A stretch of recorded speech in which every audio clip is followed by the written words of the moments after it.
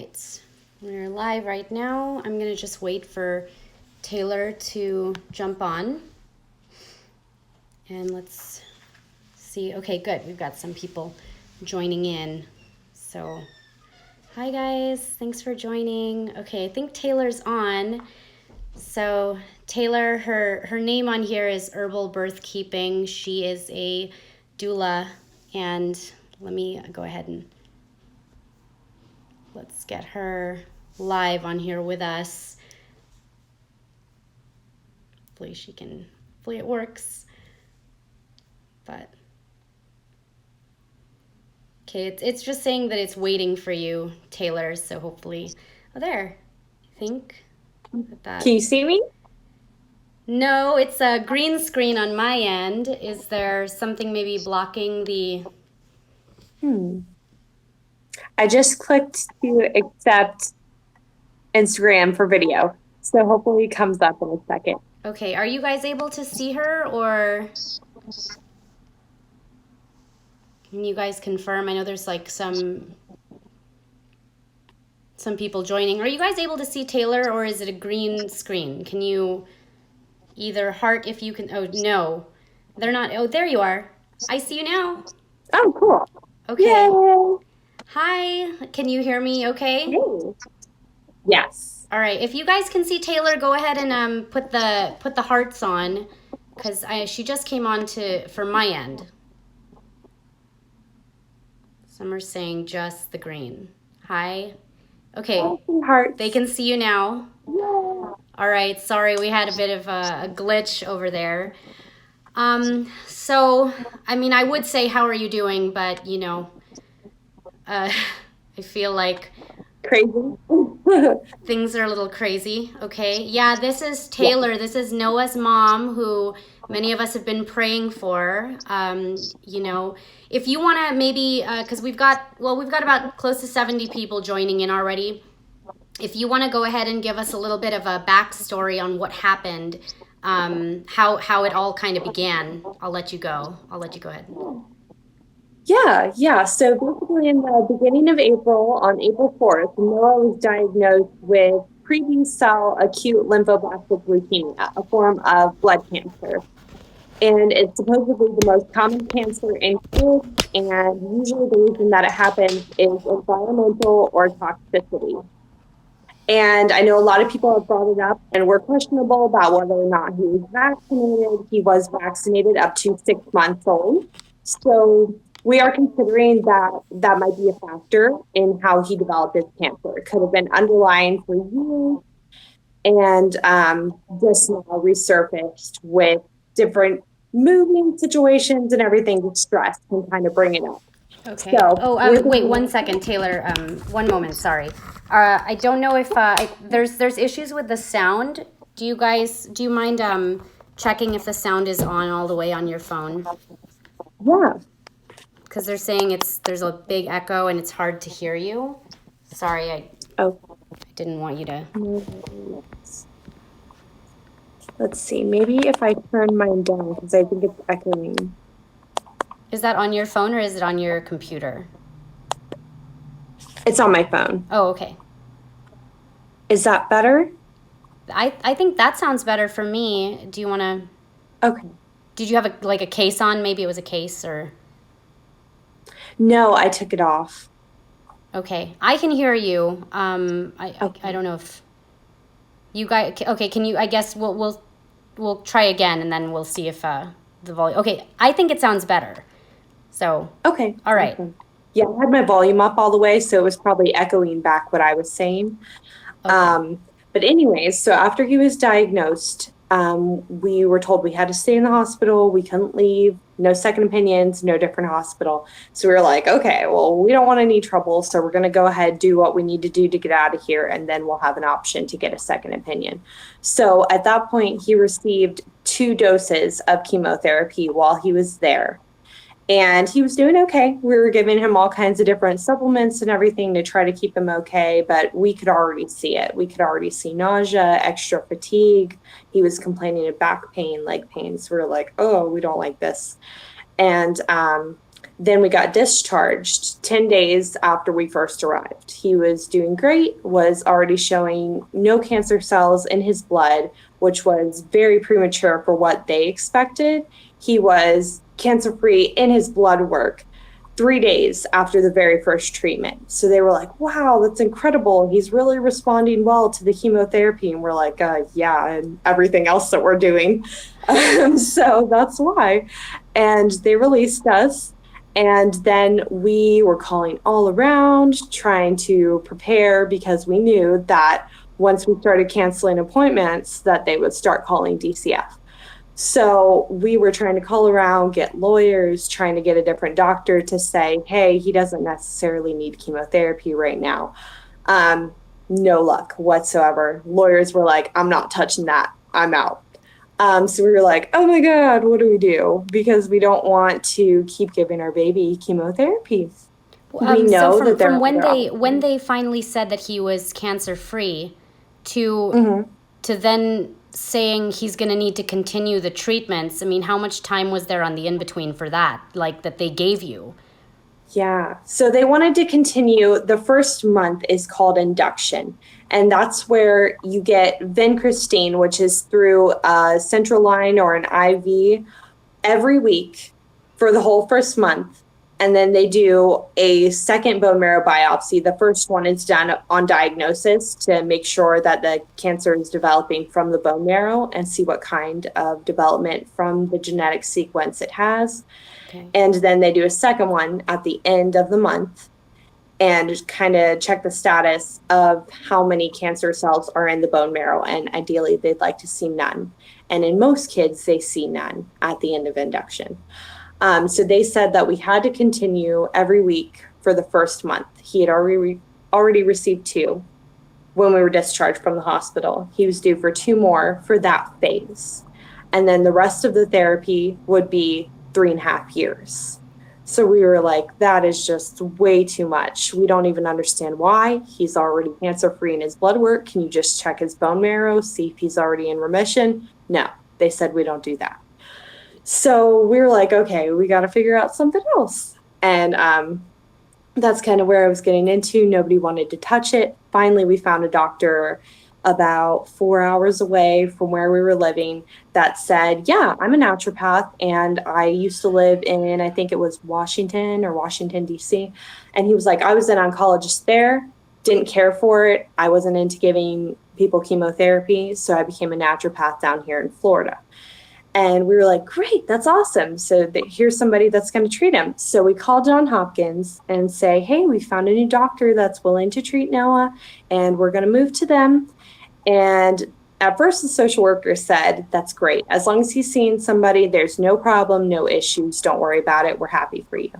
And then we started getting phone calls the next day from John Hopkins, from all the different doctors, from the social worker to you name it, like the directors and everything, saying, you need to come in. You cannot go to this doctor. We figured out who this doctor is. He's a naturopath, not an oncologist. He doesn't know what he's talking about. And you can't treat your kid naturally with herbs and plants and supplements. It just doesn't work like that. He needs chemotherapy.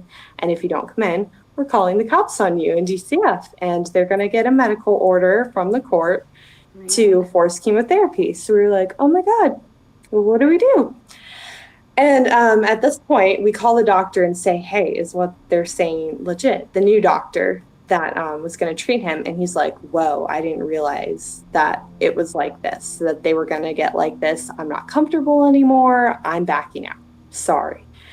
And we said, oh, shoot. So now we don't even have a doctor to back us up when DCF comes knocking.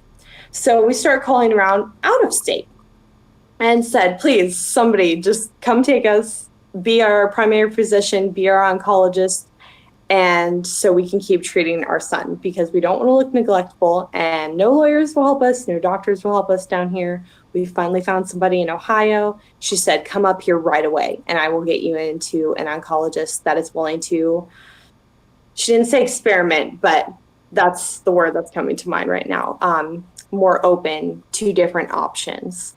And we said, okay, that's it. We got to go. So we went up to Kentucky, where my friend was living there. She had a really nice property on a huge amount of acreage, and it was just going to be perfect. And we were going to go up and see her in Ohio. It was about an hour and a half away. So we were like, great, we're going to get our second opinion. And so we went there. We were there for the weekend. We got to go to church the day before that they found us, watch her son get baptized. It was so nice. And we were just feeling great. We were like, this is our place. This is our tribe. This is where we want to be. And I'm so glad God brought us here. And then the next day, we got a hotel like for the couple days before we were going to go see the doctor that was going to see us in Ohio. And about 2 hours after checking into that hotel, the local police department and the sheriff's office came knocking at our door and was like, hey, did you guys know that you're missing people and that we have an emergency protective order to take your son and get him life-saving treatment? And we're like, what? What? Wow. Because So we didn't even they had know we issued were out the on the warrant. How news. fast? Like, how long did it take for them to issue a warrant out for? We're not really sure what day it actually initiated. We think it initiated over the weekend or maybe Friday before, And but is we this had no because you knowledge just of it. stopped answering the hospital and their phone calls? Yes. Okay. Yes. So they told the court that we were denying and refusing treatment and that our son was in critical danger. And so at that point, we're like, okay, well, we at least want to go with him wherever he's going. Where are you guys taking him? And they said, oh, yeah, we'll take you to the hospital. No problem. You can stay there. You just have to be monitored by security. So we go to the University of Kentucky, Chandler Hospital, and they were a bit awful, to say the least. We found all kinds of problems there, and we didn't bring it up. We just documented it until we were going to be checked out. And they told us that at some point within the next couple of days, someone from Florida was coming up to get Noah and taking him down to the hospital in Florida. And so we were just kind of hanging out there. We were there for Monday night and we were there all day Tuesday and nothing happened. No updates from the social worker, nothing. So we were like, oh, I guess we're just hanging out here until somebody calls us and lets us know what's going on.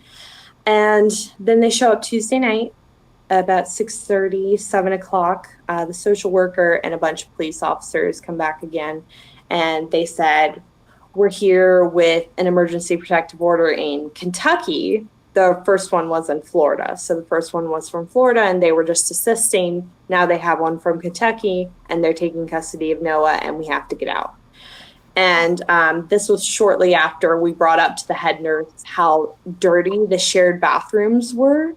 We were like, listen, there's been like feces and urine all over the floor for hours. And this is really gross. And our son is immunocompromised at this point from the chemotherapy that he's received. Can somebody clean the bathroom?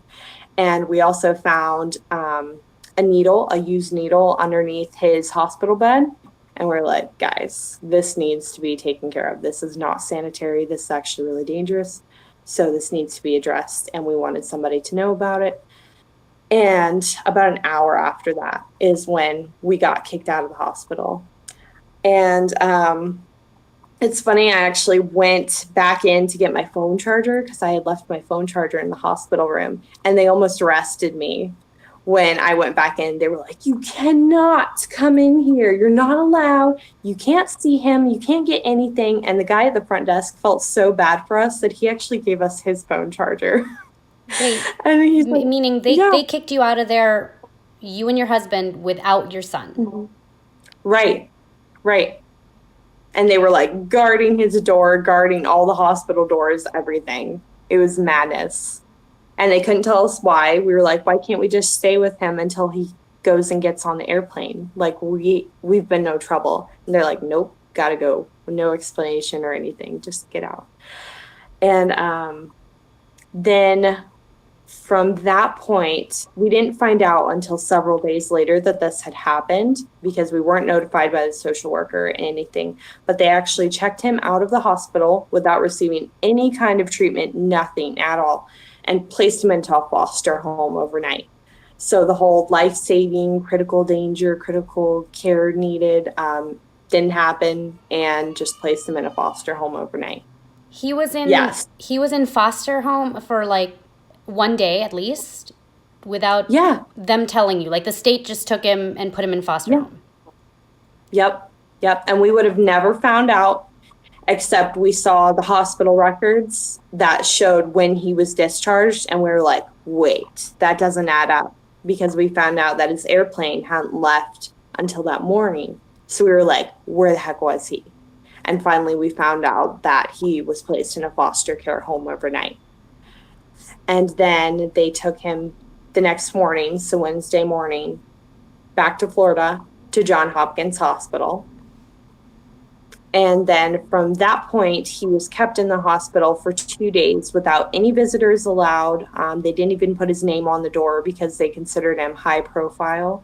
So they were like blocking off his room with security. Only very special nurses and things could go in there. Police were at the hospital at all times. Very strange. They were totally treating us like a huge criminal case, and nobody could come see him. I couldn't even ask how he was. When I called the hospital, they said, sorry, he's not here. And that was all I could get for 2 days. And we found out that they had him in a like barred hospital bed where you can't get out of the bed. And he's 100% potty trained, been potty trained for over a year now.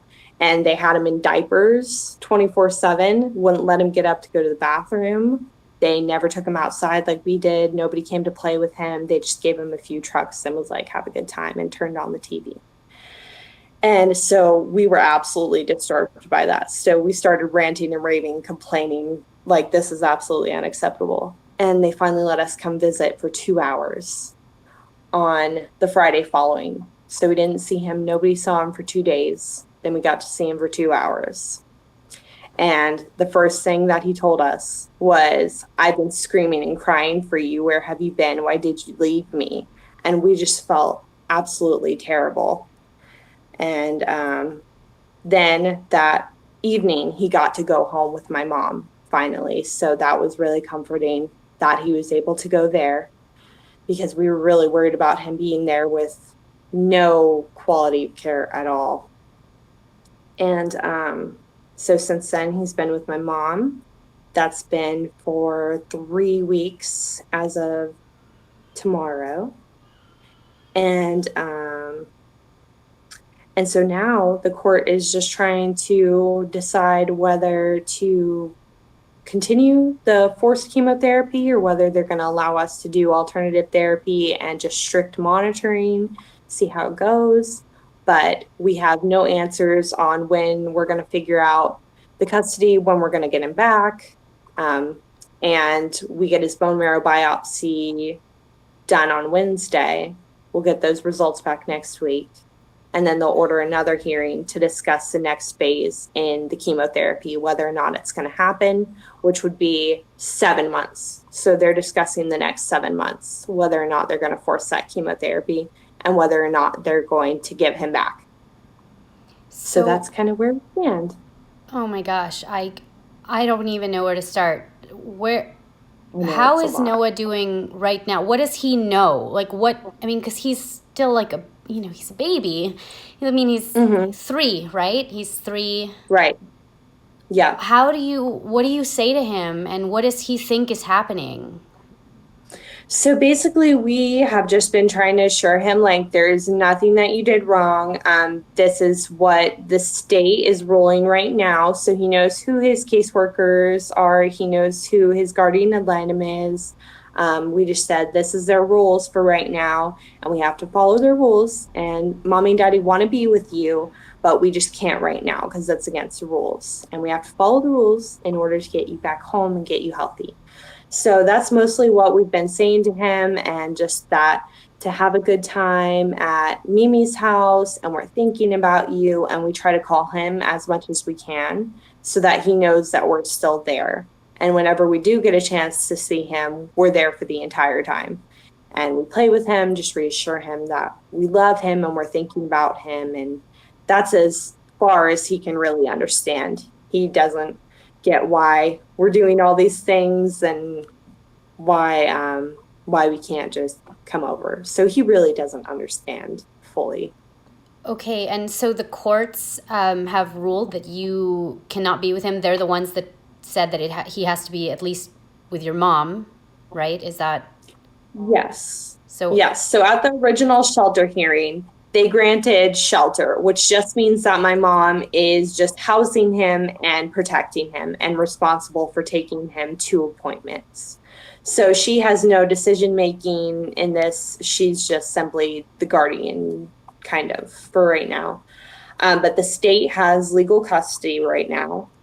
And the court, the judge, the most recent one that we've had through the medical emergency motions and everything like that, she is actually demanding unsupervised visits, as much visitation as possible. And the state just really isn't listening to that because they're like, we have limited resources, nothing we can do. We can only do the 2 hours a week. And that is counted with our appointments.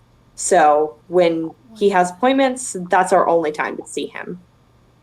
So currently, how far away are you physically from your son right now? What's your About an hour.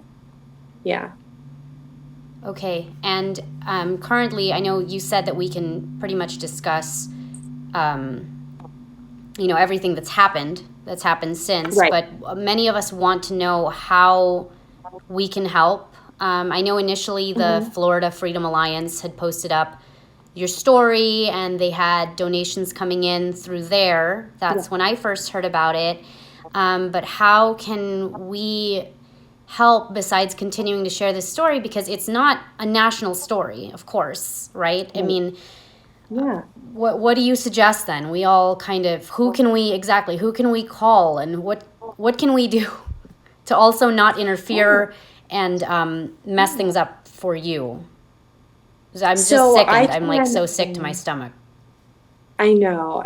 So we can, it would be really helpful for people to start contacting representatives at the White House, people from the Trump administration, even people from like the government of Florida. So the senators, other House representatives, that is super helpful.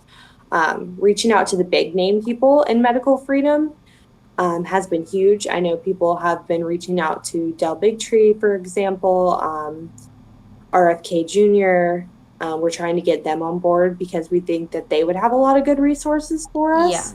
Yeah. So if we can get them on board, that would be extremely helpful. And I think the more people that reach out to them, the more they're going to be inclined to hop on the story and want to help some more because I know they have a lot going on. So it's been hard for them to take it and pay attention to it. But I think the more that people reach out, the more that they'll realize that it's a big deal and Okay. that it would be really helpful for them.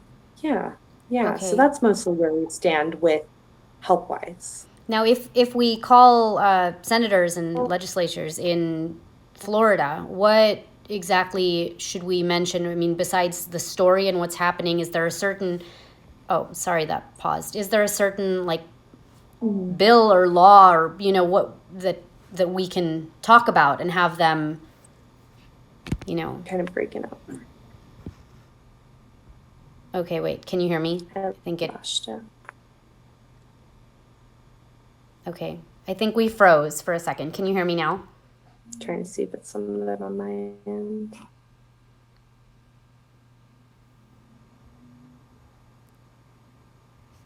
Sorry, I'm not sure what happened. I think it froze, but can you hear me? Okay. Maybe it's better now. Let's see. Yes. No. All right, hang tight, guys. I think is it working right now? We're having a bit of a pause.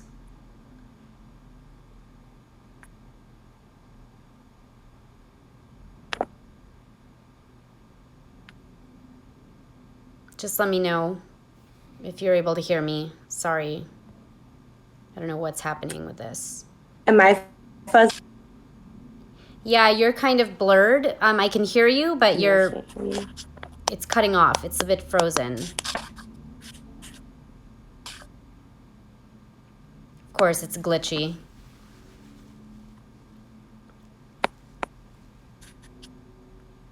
So I think it might be on your end. Exactly. I'm reading through some of your comments, you guys. I can't even believe that this is happening for this family. Taylor, if you want to sign out and then come back onto the live, if you can hear me, and then I'll go ahead and re-accept you. If you are able to hear that. Because you're frozen right now. I will. I'll definitely share the information on the IG stories. But I'll have her sign back on. Let me just see if she's able to do that through Facebook. Okay. Did she drop out? Okay, so we'll try that again. We'll try to get her back on. But yeah, you guys, call to action. There is a GoFundMe. I'm going to, wait, let me just message her. Can you try to join again once more? Yeah, okay, what was I saying? Call to action. I'm going to link the GoFundMe because they are trying to take this case all the way up to the Supreme Court. Her GoFundMe is on her Facebook. You can follow her. She's Taylor Bland on there. And then I'm going to screenshot her Instagram, her Instagram account for, I need to get the list now then of legislatures and city reps. So if you're in Florida and you're able to help with that list, send it to me and I will happily put it on here. Yes, it's Taylor Bland on Facebook. And I'll screenshot her Instagram handle. She's a doula. She says her phone is flipping out. She had to jump on her computer, seeing if she could join the live from there. Her phone got hot and glitchy. Okay. That's not good. Now with her story, yes, guys, this could be any of us. I felt like I had a Tucker Carlson face on the entire time. I can't believe that actually could happen. Like I'm absolutely disgusted in this story. That I don't know. I don't know how. I mean, I would have like burned the place down. They took her son, the state. That's their version of him being in better care. So hopefully she can get back on. If not, I'm going to share all of that information and maybe try to have her on again tomorrow really quick. I know that there was another court. So the first court date that they had, they didn't even know the name of the boy. Okay, so you're seeing all these signs up. When you see her posting about, say, his name is Noah, they didn't even know his name. They were like, excuse me, what is the significance? Who's Noah? And she had to hold herself back from saying, my son. Like this is the system, this is the government that thinks that they know what's best for your kids. So for them, their version of what's best for this boy is that he's away from his parents who love him, okay? He's 3 years old. And now being practically locked up in a hospital. You heard he was pretty much in one of those beds that had the bars. They put diapers on him even though he's fully potty trained. Okay? Wouldn't let him see his parents. Are you kidding me? You know how much more traumatic that is for a kid that just got finished with chemotherapy? And then they put him on chemotherapy again, and he turned out even, just look at the difference now in how this boy is doing. I'm just absolutely disgusted with this case. People don't even realize that you have no say at all if something happens to your kids and it takes the one diagnosis at the hospital. All they were doing was calling around to get a second opinion. That's it. A second opinion, and who and what the hell is Florida even doing? But the thing is, you guys, this isn't just Florida. This happens everywhere, and then these cases don't get any attention. So this poor boy and how he was doing prior, if you could just see photos of him before, it's like they were getting him back and well again. And then you see him after he was forced to take chemo all over. Why are we doing this? How could they allow this? There's a lot of lobbying going on in Florida. But yeah, if you're in Florida and you have some information to who's in charge over there, this was when we talked about this, what she had posted on Mother's Day, just her heartbreaking Mother's Day experience without her son. It just kills me what's going on with this family, and she's being really strong. What's Jordan saying over here? Babies go back to abusive parents with the foster kid, right? You know, his system is in that much danger, and he's so immune compromised that you're going to now take this boy that's apparently in all this danger and throw him into a foster care home for the night with complete strangers. Oh my gosh, please stop thinking your kids are your kids. Okay? We want to think that our kids are our kids.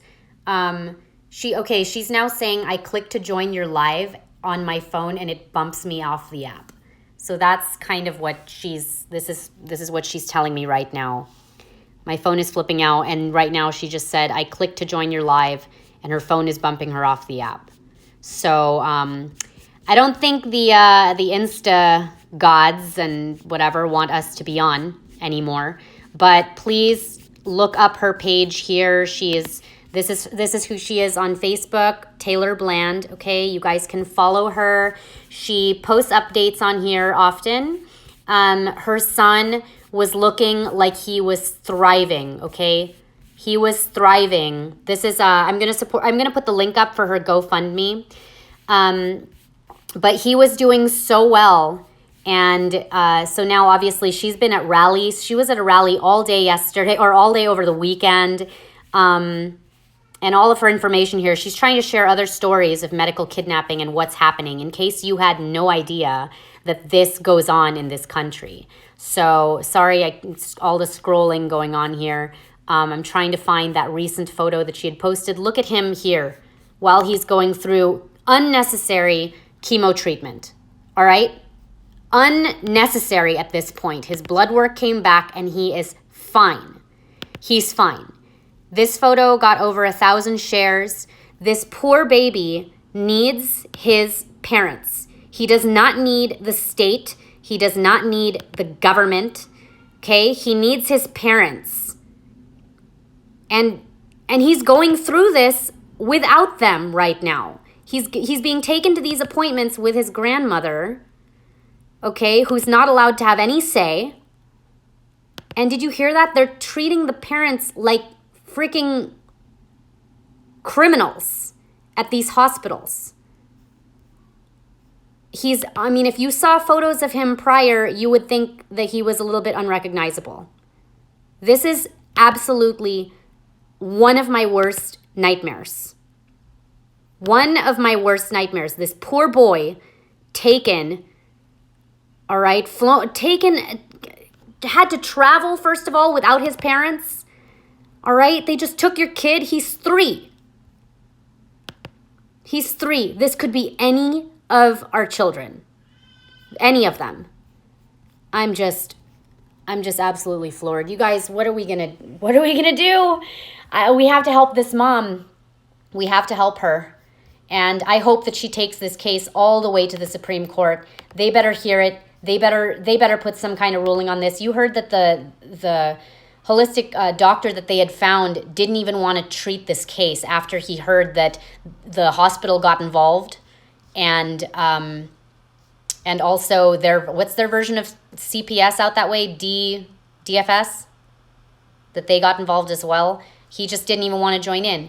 Look at him. You see that same boy? This was him before they put him back on chemo. This was him thriving, okay? This was him before that other photo that you just saw. This was him when they were getting him better, okay? This was seriously just him a few weeks back. I'm just so absolutely heartbroken for this mother. All right. Let me post up some of the stuff that I have. And I'm gonna, hopefully this live can save. We'll chat with Taylor again maybe tomorrow to get some updates. She had a trial earlier. She was at court earlier today, and she said that there was nothing. Okay, this was her last update, was 4 hours ago. She said, update on Noah, nothing was ordered today. The judge was gracious and postponed the emergency orders until we receive bone marrow biopsy results. That will happen Wednesday and will be reviewed by a non-biased third party. We'll have results back anytime between Thursday and Monday. We're not sure when the next hearing will be for these results. They're trying to sustain an amazing legal team, which they need, okay? So they're going to need help with all of that. For Noah's healing therapies, and anything can help. I will post up that link. I don't even know what I would do, honestly. At this point, what do you do? Do you stay around? The sheriff's department got involved in this. So when they were leaving town to go just check out other options, did you guys see when that first happened? They posted up that this boy was missing and he was kidnapped. Possible kidnapping is how they posted it. That's how this all came to light initially. That you thought that this boy was just kidnapped. So it was like, oh my gosh, what happened? Come to find out, it was that the mother and father were just trying to get a second opinion. And they were being threatened by the hospital. I know. I've seen that too. The bone marrow tests are painful. Painful. He was not exactly Monica, right? He was not kidnapped. He was with his parents. He was in the best, most safest place he could have possibly been. All right. I gotta be able to breathe tonight.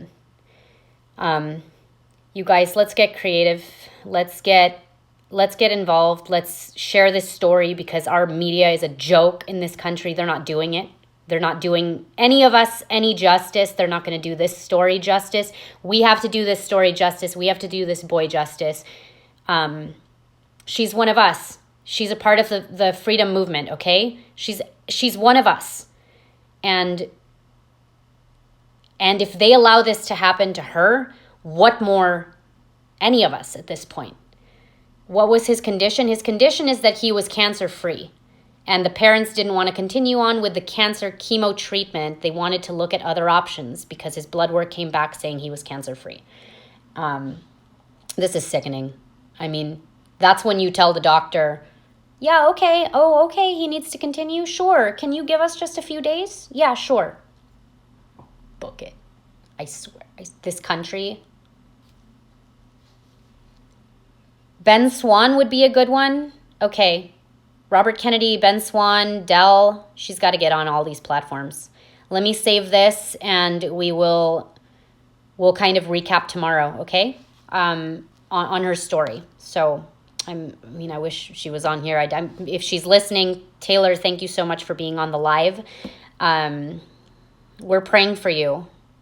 We're praying for you, Mama, and for your family. We're praying for your son. We're praying for Noah. All right?